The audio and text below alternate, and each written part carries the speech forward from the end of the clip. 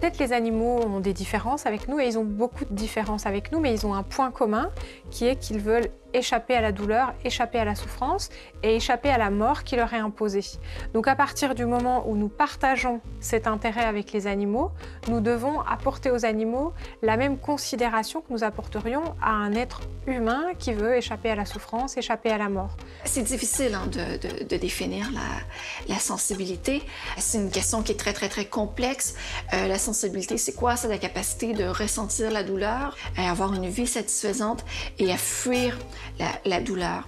Et la plupart des animaux autour de nous ont cette capacité-là. Et pour moi, c'est ça être sensible. La sensibilité, c'est une caractéristique biologique comme une autre. On pourrait se dire qu'elle n'est pas plus pertinente d'un point de vue moral que l'âge, la couleur de la peau, le sexe, mais non, elle a quelque chose de particulier. C'est qu'à partir du moment où un être est sensible, il est subjectivement conscient, c'est-à-dire qu'il est affecté personnellement par ce qui lui arrive, par ce qu'on lui fait. Mais maintenant, c'est vraiment reconnu scientifiquement que ce sont des êtres doués de sensibilité. C'est même reconnu dans le code rural d'abord, code pénal et puis maintenant le code civil.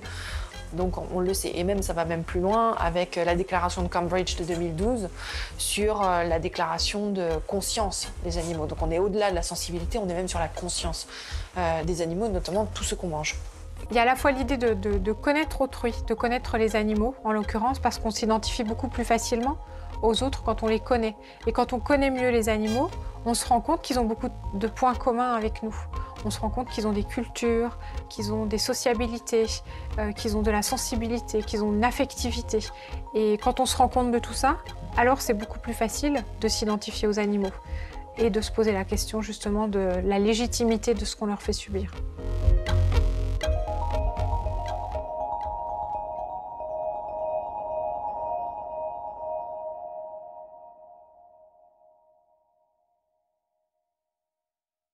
Mas come o seu nhoque de polvo. Ah, mãe, tá bom. Esse polvo não é de verdade, né? Não. Então tá. Ele nem fala e nem cabeça dele, né? Cadê a cabeça dele? Não tem cabeça. Isso aí é só as perninhas do polvo picada. Ah, e a cabeça dele tá no mar? Tá lá na peixaria. O monstro cortou assim? Cortou. Por quê? Pra gente poder comer, porque senão a gente ia ter que engolir inteiro. Mas por quê? É pra comer, amor. Igual corta o boi, corta a galinha. Ah, a galinha? Ninguém come também. Ninguém come a galinha? É os animais. Quando a gente comer os animais, eles morrem. Ah, é. Por quê? Pra gente poder comer, meu amor. Porque eles morrem. Não gosto que eles morrem. Eu gosto que eles ficam em pé. É isso. Então tá bom. Então a gente não vai comer mais não, tá bom? Tá. Esses animais tem que cuidar deles, não comer. Tá certo, meu filho. Então come a parte da batata e do arroz.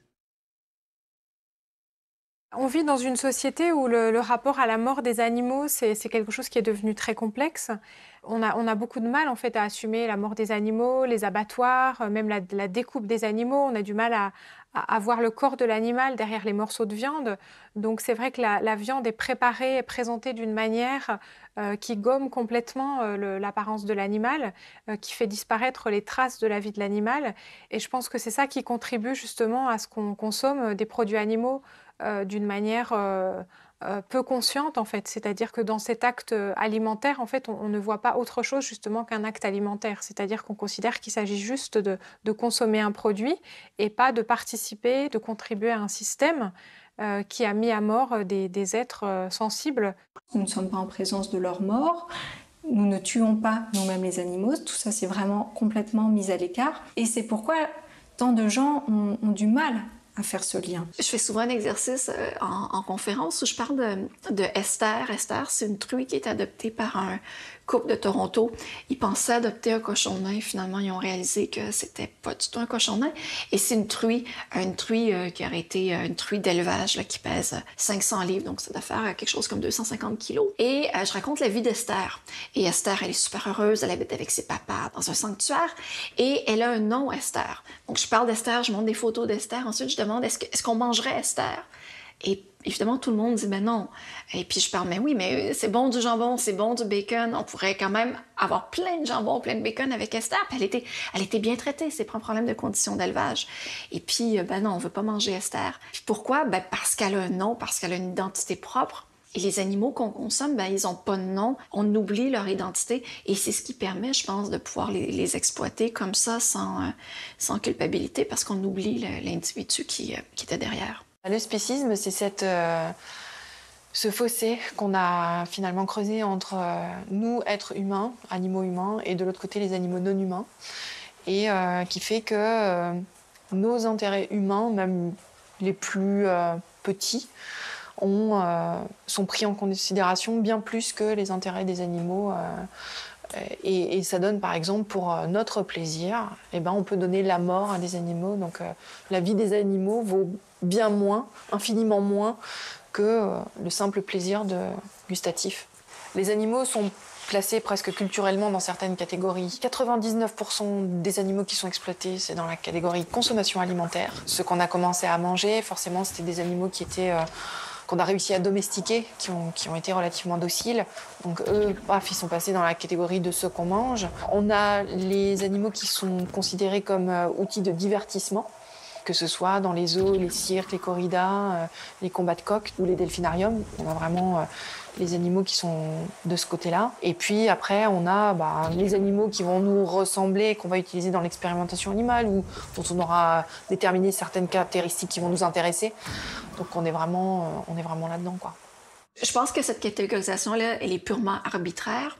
Elle est basée à la fois sur notre perception, mais je pense aussi sur l'utilité que les animaux peuvent avoir pour nous. Par exemple, les chats, les chiens et puis les animaux sauvages, on les considère comme relativement intelligents et très, très peu mangeables, alors que la vache et le poulet et le poisson, qu'on considère comme très, très mangeables, eux, on leur accorde très, très peu d'intelligence. Il n'y a pas de différence entre tous ces animaux. Ils ont la même sensibilité, ils ont la même conscience.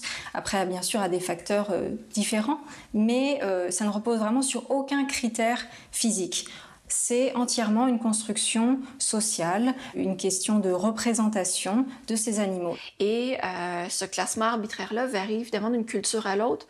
On donne toujours l'exemple de l'Asie où on consomme des chiens et ça nous scandalise, alors que nous, on mange du cochon, qui est un animal au moins aussi intelligent que les chiens, et ça choque à peu près personne.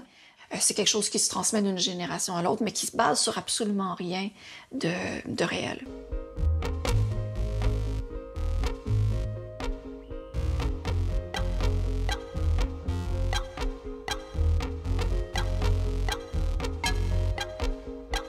Et donc, il faut vraiment se déporter, prendre un autre positionnement, critiquer ce positionnement dominant pour se rendre compte qu'en fait, c'est un positionnement parmi d'autres. C'est un choix qu'on fait de considérer que c'est normal, que c'est justifié de consommer des produits animaux.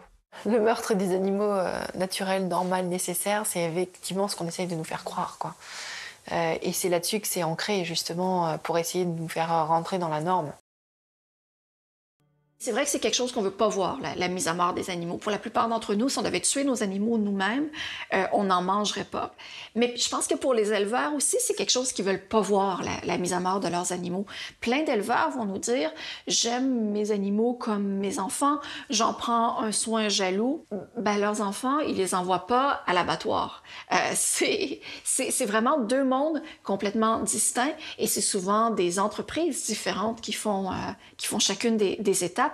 À partir du moment où l'animal sort de la ferme, l'éleveur s'en occupe plus du tout, il l'oublie puis il va rapidement le remplacer par un autre. Et il n'y a personne, en fait, qui voit la chaîne au complet entre la naissance de l'animal puis sa mise à mort. Sinon, chaque personne regarde son petit morceau et se dit qu'elle n'est pas vraiment responsable de la suite. Il y a vraiment 3 étapes complètement distinctes, avec d'un côté l'élevage, le transport, l'abattage. Et donc on est sur tout un tas d'acteurs différents. On voit justement dans le cas de petits éleveurs qui doivent accompagner leur animal à l'abattoir ou qui le tuent de leurs propres mains. Il peut y avoir phénomène de résistance, entre guillemets. Et ces éleveurs, petit à petit, accoutumés vraiment à leurs animaux, accoutumés à leur intelligence, à leur affection, etc., vont décider de ne plus les tuer. Donc je pense qu'il y a une volonté assez consciente de distinguer véritablement ces 3 secteurs afin d'éviter ces phénomènes d'attachement et afin que tout se fasse de manière automatique et mécanique pour mettre à mort les animaux.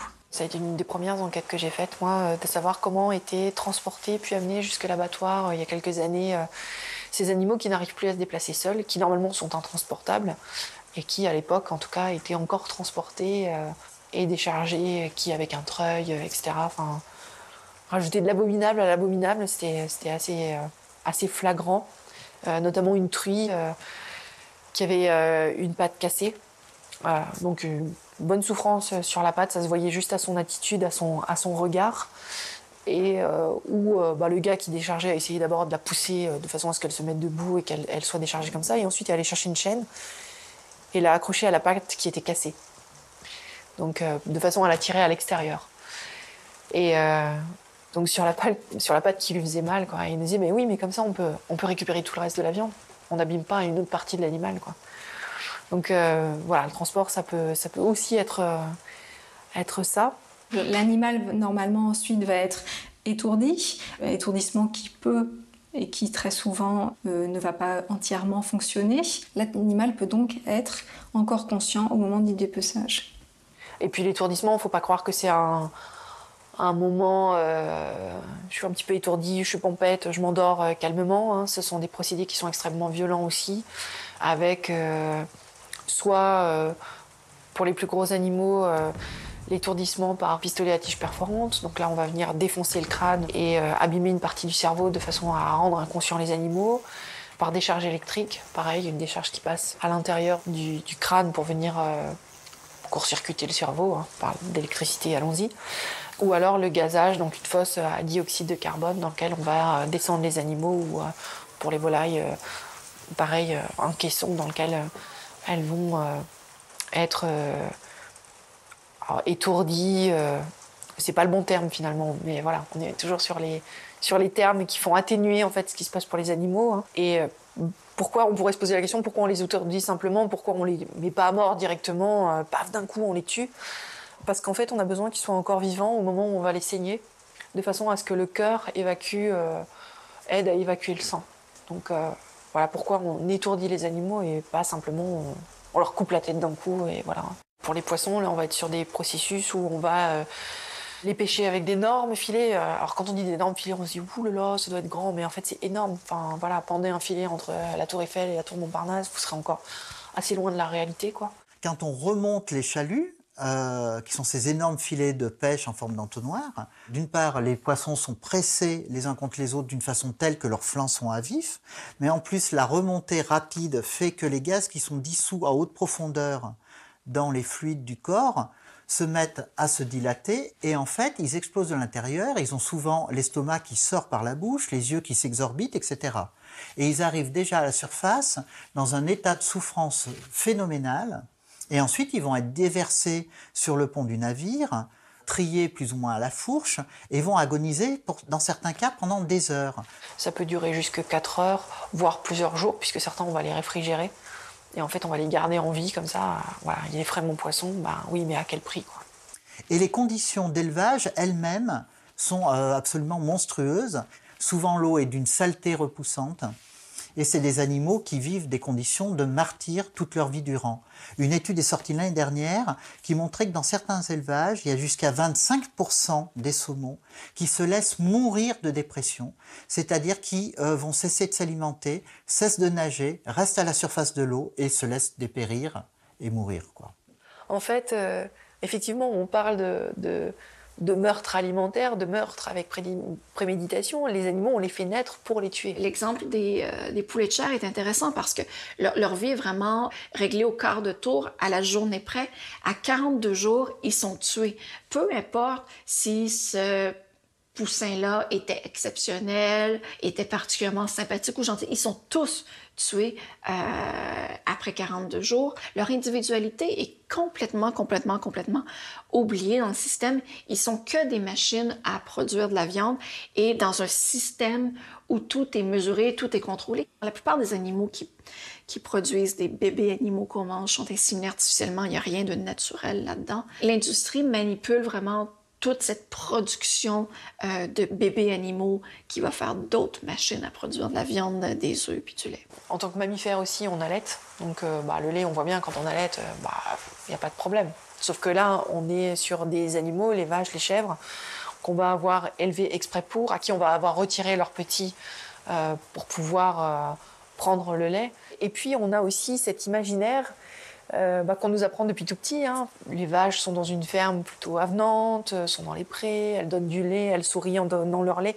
On a toujours cette espèce d'image d'Épinal, d'animaux qui sont heureux, et heureux de donner aux êtres humains les œufs, le lait, alors que la réalité, elle est tout autre.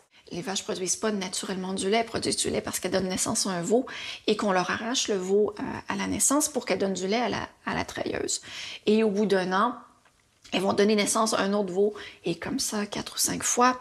Mais donc, on la voit pas, la souffrance, parce qu'on a l'impression que c'est naturel de produire du lait. On voit pas la souffrance psychologique qui est causée par la séparation du bébé avec sa mère. Et on voit surtout pas qu'après 4 ou 5 ans, elle va être transportée sur des longues distances et abattue comme tous les autres animaux pour devenir de la viande. Des pays où il y a une proportion importante de la population qui sont végétariens, comme l'Inde par exemple, sont un des plus gros exportateurs de bœuf au monde. Donc les Indiens mangent très très peu de viande de bœuf, mais ils ont beaucoup de vaches parce qu'ils consomment des produits laitiers, du yaourt par exemple. Et ils vont exporter leurs vaches mortes dans des pays limitrophes où ailleurs on va manger de la viande. Dans l'économie de l'industrie laitière, les veaux et le prix de la vache qu'on va vendre à l'abattoir font partie de l'équation. Donc c'est vraiment la même chose quand on consomme du lait, du fromage, du yaourt. On encourage l'économie de la viande et on ne peut pas avoir une industrie laitière sans avoir une industrie de la viande. Par rapport aux œufs, le problème, c'est pas l'œuf en lui-même, c'est vraiment ce qui se passe pour la poule. Aujourd'hui, l'élevage, c'est l'élevage des poules pondeuses, c'est la moitié des poussins qui naissent qui sont des mâles qui sont broyés au départ, c'est des poules qui partent à la réforme au bout d'un an de ponte, et le débécage, on les maltraite, on les tue. Rien qu'en France, c'est 3 millions d'animaux par jour qui sont tués dans les abattoirs et plusieurs dizaines de millions de poissons qui sont mis à mort aussi pour finir dans les assiettes. C'est la face visible de la maltraitance, le fait de les tuer. Mais toutes les étapes avant, tout ce qui est séparation, tout ce qui est insémination, tout ce qui est mutilation, c'est des étapes incontournables de la vie des animaux, quel que soit le mode d'élevage. Puisque même en bio, pour obtenir du lait, on va séparer le veau d'avec sa mère. On utilise dans l'industrie du veau un appareil qu'on achète facilement sur Internet pour castrer à froid les veaux. On fait la même chose sur les porcs. Donc, c'est fait à froid, c'est fait par l'éleveur lui-même, pas par un vétérinaire, sans anesthésie. C'est une pratique qui est tout à fait normale, tout à fait légale. Il y a quelques années, un propriétaire de chien qui a utilisé cet appareil-là sur son chien. Il a été accusé au criminel, en vertu du Code criminel canadien, et il a été condamné de cruauté envers son animal. C'est quand même intéressant de constater qu'effectivement, c'est très, très, très cruel de castrer à froid un animal, mais qu'on le fait avec un appareil qui est utilisé quotidiennement partout dans le monde pour castrer des animaux. Mais on s'en fout complètement parce que c'est des animaux de ferme et dès que c'est une pratique normale dans l'industrie, ces animaux-là ne sont pas protégés par aucune loi. Souvent, quand on veut susciter l'intérêt des gens, on veut dénoncer les abus envers les animaux, on va renvoyer à le nombre d'animaux exploités et on va toujours parler en termes de quantité. C'est inimaginable le nombre d'animaux qu'on asservit pour des fins humaines et c'est ce qui semble scandaleux. Pourtant, quand il s'agit des êtres humains, oui, bien sûr, exploiter, tuer, maltraiter de très nombreux êtres humains, c'est pire que d'exploiter, tuer ou de maltraiter un seul être humain. Mais un seul suffit à nous indigner. Do you know there are over 600 million vegetarians in this world? And that is bigger than the United States, England, France, Germany, Spain, Italy, Canada, Australia, New Zealand, all put together. If we were one nation, we would be bigger than the 27 nations of the European Union. Can you believe that? And despite this massive demographic footprint, we are still drowned out by the raucous hunt and shoot and killing cartels who believe that violence is the answer when it should not even be a question. Peace is not just the absence of war, it is the presence of justice. Justice must be blind to race, color, religion, or species. If she's not blind, she will be a weapon of terror. And tonight, there is unimaginable terror in those ghastly Guantanamos we call factory farms or slaughterhouses. Believe me, if slaughterhouses had glass walls, we wouldn't be having this debate tonight. You see, I believe another world is possible. Let's get animals off the menu and out of these torture chambers. Please vote tonight for those who have no voice. Thank you.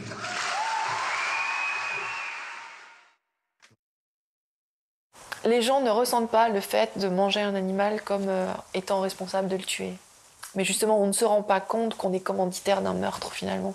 Tuer humainement, oui, quelque part, ça s'appelle l'euthanasie, et c'est fait dans l'intérêt de celui qui va mourir, pas dans l'intérêt de celui qui va en tirer profit.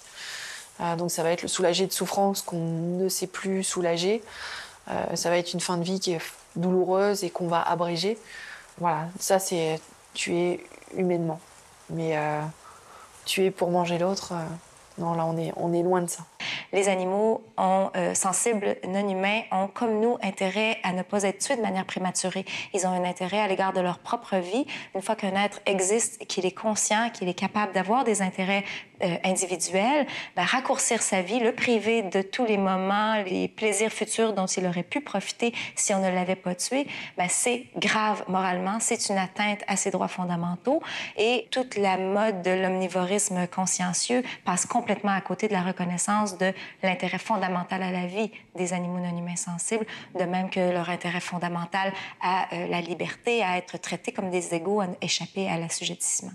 L'autre expérience, moi, qui me parle beaucoup, c'est l'expérience de H, où vous avez une dizaine d'étudiants. Un seul est expérimenté, ne sait pas ce qui va se passer, les autres sont complices. Et donc, on les fait comparer des segments, et la réponse est évidente. Et en fait, les 9 premiers étudiants vont répondre quelque chose de faux, et le 10e va répondre faux. Alors que dès qu'il y en a un qui se permet de donner qui donne la bonne réponse, à ce moment-là, il s'autorise à répondre vrai. Je pense que quand on s'engage pour les droits des animaux, ça veut dire qu'on essaie de donner plus de droits aux plus faibles et on essaie de réduire le droit que les plus forts s'octroient sur les plus faibles. Donc pour moi, c'est vraiment quelque chose qui va exactement dans le même sens que les luttes sociales, c'est quelque chose qui va vraiment dans le même sens que le féminisme. Le terme spécisme a été créé par analogie avec le racisme et le sexisme.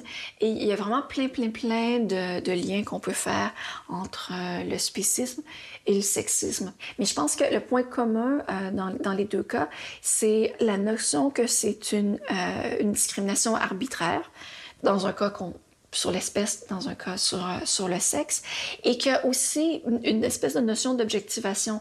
Quand on a un comportement sexiste envers quelqu'un, à quelque part, on l'objectifie, on oublie la personne derrière, et on voit que son sexe, on voit un peu comme un objet. Les femmes vont dire comme un morceau de viande. La viande, c'est la nourriture des dominants. Hein? C'est la nourriture des riches. C'est la nourriture de celles et ceux qui ont atteint le penthouse de la société.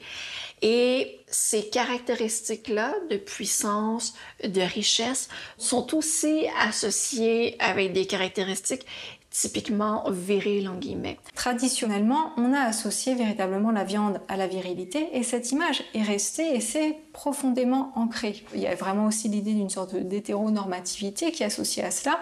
Donc on voit vraiment que le thème à la fois de la virilité, mais également celui du sexisme, celui de l'hétérosexisme, tous ces thèmes sont profondément ancrés dans la consommation de viande. Ce dont il faut se rendre compte, c'est que c'est simplement la même tendance à la domination, la même tendance à l'oppression. Ce sont les mêmes mécanismes qui sont utilisés lorsqu'on est violent envers un être humain, envers un autre animal. Il ne s'agit pas d'une violence de nature différente. C'est ce que reconnaissent de plus en plus les auteurs en éthique animale. Les écoféministes, par exemple, vont souvent décrier l'intersectionnalité ou des oppressions et surtout la communauté des racines de l'oppression. Les véganes, ils sont nécessairement moralisateurs, je dirais, parce que le véganisme, c'est une question morale et politique, une question de justice fondamentale. Nier l'aspect moralisateur du discours végane, ça reviendrait en quelque sorte à reconnaître que c'est une question de mode de vie, de préférence personnelle, de choix individuel. Alors, c'est tout sauf ça. C'est une position politique, une position de justice fondamentale. Il faut reconnaître et surtout assumer l'aspect moralisateur de cet engagement-là. Je pense qu'on gagnera bien mieux à ne pas être directement moralisateur, mais à faire comprendre aux gens qui mangent encore des animaux qu'il s'agit là d'un conflit avec leur propre morale. À savoir, les gens en général aiment que leur soient attachées des valeurs, par exemple de tolérance, de justice, de bienveillance. Ils n'aimeraient pas qu'on pense d'eux qu'il s'agit là de personnes qui sont mauvaises, méchantes, indifférentes, etc. Toute la difficulté, mais également tout le succès potentiel d'une stratégie de promotion du véganisme et de l'antispécisme, ça va être de faire comprendre à ces gens que le fait de manger les animaux est contraire à leur propre morale. Le problème du tramway est une célèbre expérience à propos de l'éthique. Dans son format classique, cette expérience indique qu'il y a 5 personnes attachées au rail d'un tramway et qui ne peuvent pas s'échapper. Un tramway lancé à pleine vitesse s'approche dangereusement et menace de tous les tuer. Vous êtes debout à côté d'un levier qui peut dévier le tramway sur une autre voie et sauver ces 5 personnes. Mais il y a un hic. Sur l'autre voie, il y a une personne attachée. Donc en sauvant 5 personnes, vous tueriez une personne à la place. Que feriez-vous ? La réaction la plus fréquente est de tirer le levier pour sauver le plus de personnes possible. Mais le problème se complique si la personne sur la deuxième voie est un membre de votre famille, par exemple. Les gens deviennent tout de suite plus hésitants si le choix devient de sauver 5 inconnus contre un membre de sa propre famille. C'est un dilemme éthique mais peu réaliste. Il est quasiment impossible de se retrouver face à un tel choix. Maintenant, voyons ce dilemme avec un twist, ou un autre angle de vue. Imaginons qu'à la place de ces 5 personnes, on mette des animaux sur ces rails. Et de la même façon, un tramway s'apprête à tous les tuer. Feriez-vous le choix de tirer le levier pour les sauver ? Je sais ce que vous pensez. Oui, mais qui est sur la deuxième voie ? Et voici le twist. Personne. Rien, nada, que dalle. Donc tout ce que je vous demande, c'est feriez-vous le choix de tirer ce levier pour sauver ces animaux sans défense ? Il n'y aura aucune victime ou conséquence à tirer ce levier. Que feriez-vous ? Vous tireriez ce levier, non ? Maintenant, quelle sera votre réaction si je vous disais que cette fois, nous ne sommes pas face à un problème virtuel ou hypothétique ? C'est un vrai choix que vous pouvez faire chaque jour pour sauver des milliards de vrais animaux. Tirer le levier s'appelle adopter un mode de vie vegan. Le choix vous appartient. Ce choix est réel. Ressentez-vous le dilemme éthique ? Le véganisme, à l'heure actuelle, est une forme d'idéal. Il s'agit de faire son possible, de faire autant que se peut, d'essayer autant qu'il est possible d'éliminer l'exploitation animale dans ses propres pratiques et de créer des alternatives. Pour certaines personnes, ça peut sembler complètement impossible à court terme de devenir végane, mais on peut décider 1 fois, 2 fois, 7 fois, 21 fois par semaine de ne pas manger de viande, d'œufs, de fromage. Et c'est déjà un pas important pour les animaux. C'est déjà des vies animales qu'on sauve. Donc, à chaque repas, on fait un choix, puis c'est un choix qui est politique et c'est un choix qui a un impact sur la vie d'animaux. Ce qu'on retrouve dans le mouvement vegan, c'est un petit peu le mythe de la pureté végane. Beaucoup de gens vont dire c'est bien beau, mais ça a l'air tellement compliqué que je ne peux pas le faire. Et du coup, ces gens préfèrent ne rien faire. Et je pense que justement, c'est vraiment au mouvement vegan de montrer qu'il est un mouvement accessible. Et que c'est pas grave si on fait des entorses à son véganisme, parce que ce qui compte, c'est la prise de conscience qu'il y a derrière. Prendre la décision d'adopter un mode de vie vegan, c'est le faire par respect des autres animaux, de leurs intérêts fondamentaux, et c'est nécessairement vouloir faire changer la société et donc appeler, demander aux autres individus à changer leurs habitudes à eux aussi et à militer pour que les institutions en viennent un jour à changer. C'est clair que ça va demander un changement politique au final, quoi. Enfin, c'est un engagement de société, quoi. Donc ça va pas se faire à un seul acteur, quoi. Ça va être l'agroalimentaire, ça va être le politique, ça va être le personnel.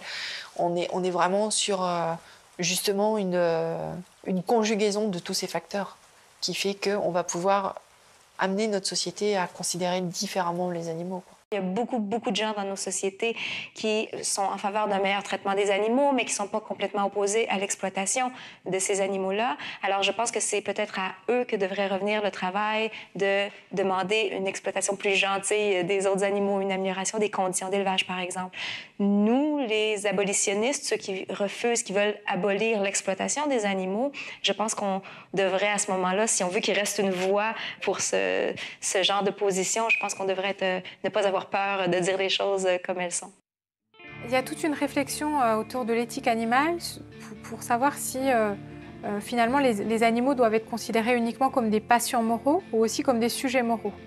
Autrement dit, est-ce qu'ils sont seulement capables de souffrir, voilà, est-ce qu'ils sont passifs, ou est-ce qu'on peut considérer que les animaux, ce sont des agents moraux, qu'ils expriment aussi certaines valeurs, certaines préférences? Il y a deux philosophes canadiens, Wilkie Milka et Sue Donaldson, qui ont publié Zoopolis, qui est, à ce que je sache, un des premiers essais qui montre ce que serait un monde post-révolution végane, si on veut. Eux, ce qu'ils défendent, c'est une vision de l'abolitionnisme qui est différente, par exemple, de celle de Gary Francione, qui, lui, a une perspective qui est extinctionniste. Il veut véritablement l'abolition de l'exploitation animale, mais également la fin des relations avec les animaux. Tandis que la perspective coopérationniste développée dans le livre Zoopolis nous montre qu'il est tout à fait possible d'avoir des relations sociales avec les animaux, mais qui ne soient pas symboles de domination ou d'exploitation. Il y a 200 ans, on ne pouvait pas s'imaginer que les personnes de race noire aient des droits équivalents aux personnes de race blanche. On ne pouvait pas s'imaginer que les femmes aient des droits équivalents aux hommes. Et aujourd'hui, même s'il reste du sexisme, même s'il y a du racisme, c'est quelque chose qui nous semble être un idéal envisageable. De la même façon, je pense que dans 100 ans, dans 200 ans, peut-être plus tôt si on a de la chance, on pourrait vivre dans un monde où les animaux ont des droits égaux aux humains.